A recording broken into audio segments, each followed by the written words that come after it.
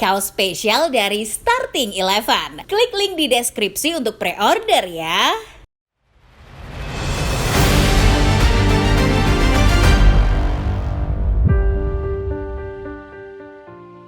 Barcelona kembali raih kemenangan atas Atletico Madrid dalam laga semifinal Copa del Rey pada 3 April 2025. Laga yang digelar di Civitas Metropolitano berlangsung sengit dengan duel raksasa Spanyol yang sudah 4 kali bertemu di semua kompetisi musim ini. Sayangnya, meski berjalan sengit, sedikit kesalahan pada menit ke-27 membuat Atletico harus membayar mahal. Los Colchoneros kehilangan satu trofi mereka dengan skor 1-0. Dengan kemenangan ini, Barca tentunya semakin dekat dengan trofi keduanya. Setelah sebelumnya merebut titel Piala Super Spanyol dari tangan Madrid, kini Blaugrana tampak akan kembali melakukannya. Kegilaan Barcelona di musim ini tentunya tak lepas dari ulah tangan dingin Hansi Flick. Sejak kedatangannya, Barca memang berubah menjadi mesin gol mematikan. Namun bayarannya adalah berkurangnya estetika permainan. Lantas, apakah Barca lebih mementingkan kemenangan daripada kecantikan? Sebelum kita mulai pembahasannya Football Lovers, pastikan dulu kamu sudah menekan tombol like dan subscribe serta nyalakan lonceng notifikasinya supaya kedepannya kamu tidak ketinggalan berita-berita menarik lainnya dari channel Starting Eleven Moment.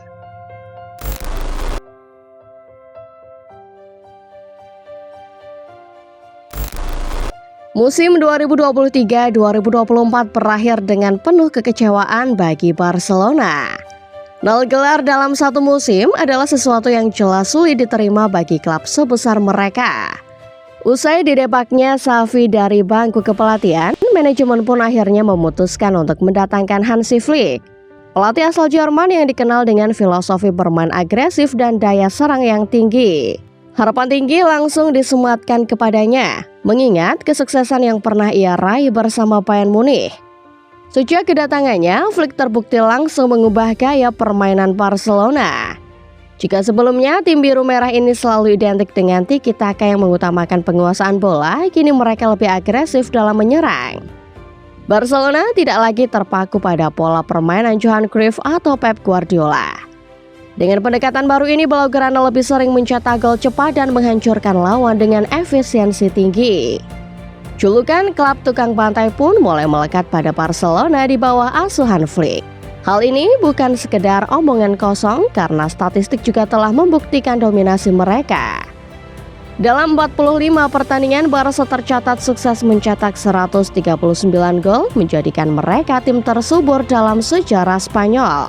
Lawan-lawan yang menghadapi Barcelona seringkali tak berdaya, bahkan tim besar pun merasakan betapa mengerikannya gaya bermain mereka. Musim ini Barcelona tidak hanya unggul dalam mencetak gol, tetapi juga sukses di berbagai turnamen. Mereka masih berada dalam jalur untuk meraih quadruple, yaitu La Liga, Copa del Rey, Liga Champions, dan Piala Super Spanyol. Dengan rekor 20 pertandingan tanpa kekalahan, peluang mereka untuk mengakhiri musim dengan penuh kejayaan semakin terbuka lebar.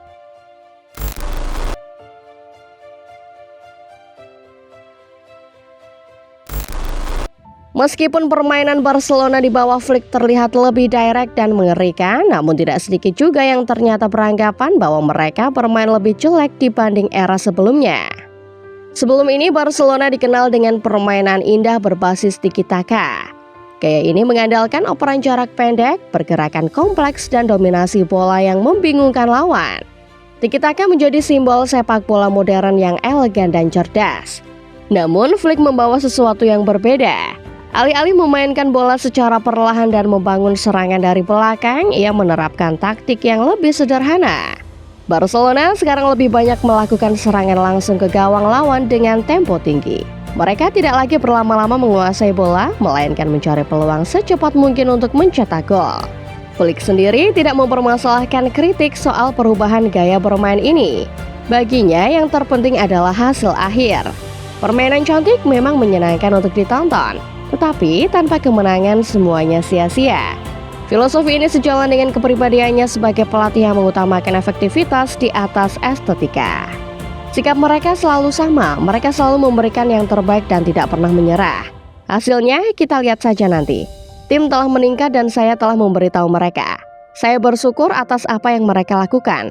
Namun ini adalah sepak bola, jadi yang terpenting adalah gelar juara, ujar Hansi Flick. Terbukti meskipun meninggalkan tiki-taka, Barcelona justru semakin sulit dikalahkan. Sejak awal tahun 2025, mereka bahkan belum sekalipun mengalami kekalahan. Konsistensi ini menunjukkan bahwa strategi Flick bekerja dengan baik, terlepas dari apakah permainan mereka dianggap indah atau tidak. Pada akhirnya yang terpenting dalam sepak bola adalah kemenangan.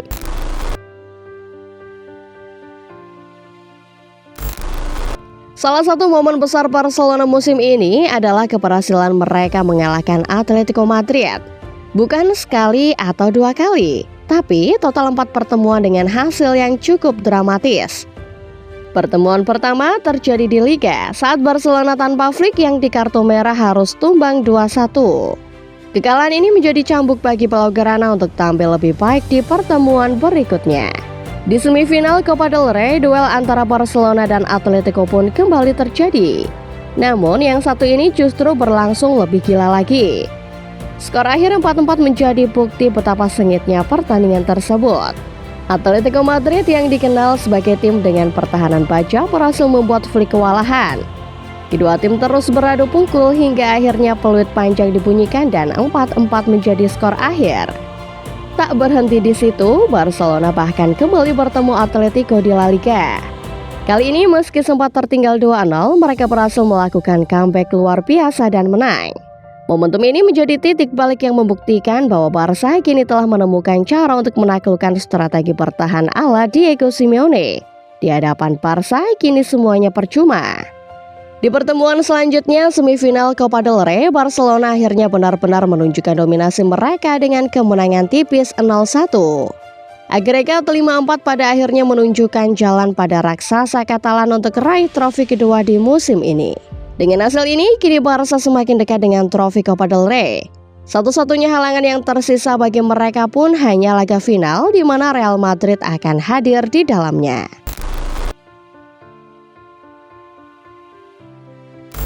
Dengan lolosnya Barcelona ke final Copa del Rey, penggemar sepak bola akhirnya mendapatkan pertandingan yang mereka nantikan, El Clasico di partai puncak. Rivalitas antara Barcelona dan Madrid selalu menghadirkan drama dan tensi yang tinggi. Setiap pertemuan antara kedua tim ini selalu menjadi sorotan dunia, baik dari sisi sejarah maupun gengsi. Madrid sendiri berhasil melaju ke final setelah menahan imbang 4-4 Real Sociedad. Namun dengan kemenangan 1-0 di leg pertama, hasil imbang saja sudah cukup bagi mereka untuk melangkah ke final. Final El Clasico di Copa del Rey sebenarnya merupakan sesuatu yang jarang terjadi.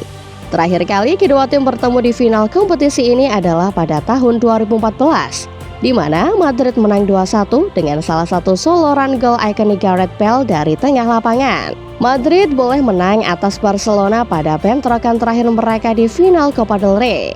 Namun ingat lagi seperti apa nasib Real ketika ketemu Barca musim ini.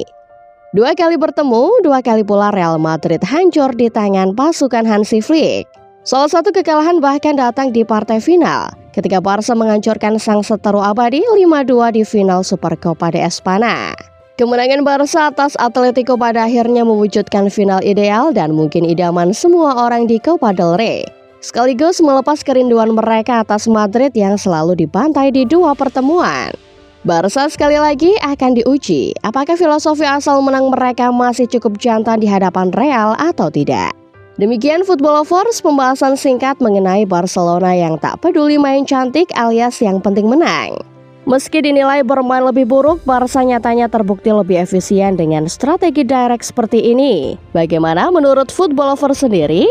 Dengan gaya bermain seperti ini, akankah Barca meraih trofi keduanya di final Copa del Rey bertajuk El Clasico nanti? Coba tulis pendapat kalian di kolom komentar ya.